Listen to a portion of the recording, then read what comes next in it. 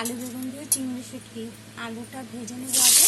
দিলাম অল্প লবণ আলু ভাজার জন্য, হলুদ। আলুটা ভাজা করে তারপর আমি পেঁয়াজটা দিয়ে দেবো, কিছু করে পেঁয়াজ। আলু আমার ভাজা করা হয়ে গেছে, এখানে আধাটা পেঁয়াজ আছে, কুচি করে এটা দিয়ে দিলাম।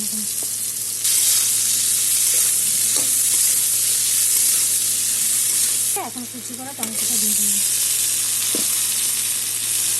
আর দিয়ে দিলাম অল্প লবণ।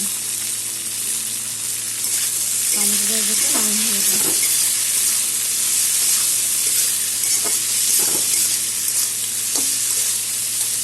নরম হয়ে গেছে। আর এখানে পেস্ট করা আধা টমেটো, 8টা লঙ্কা আর আধাটা পেঁয়াজ,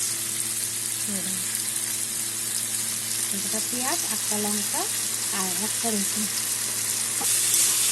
আর দিয়ে দিলাম কিছু পরিমাণ কাশ্মীরি লঙ্কা কালারের জন্য।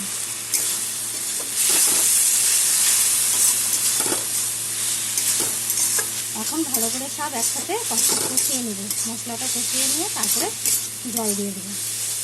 মশলা আমার কষানো হয়ে গেছে, এখন আমি জল দিয়ে দেবো। এখন দিয়ে দেবো ভেজে রাখা বেগুন আর চিংড়ি মাছ।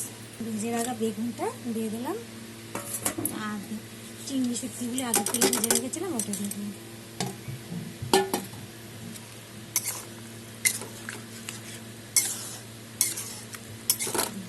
এখন ফুটে উঠলে অল্প টেস্টের জন্য লবণ আর অল্প চিনি দিয়ে নামিয়ে দেবো। আমার সব সবজি সিদ্ধ হয়ে গেছে, আর আলু বেগুন দিয়ে চিংড়ি শুটকি রেডি। অল্প লবণ দিয়ে দেবো, আর টেস্টের জন্য সামান্য একটু চিনি দিয়ে দেবো। দেখো কি সুন্দর কালার হয়েছে, খেতেও সে ভালো হয়েছে। তোমরা এরকম করে রান্না করবে, রান্না করে খেয়ে দেখবে কেমন হয়েছে। লাইক করবে, কমেন্ট করবে, শেয়ার করবে। Thank you.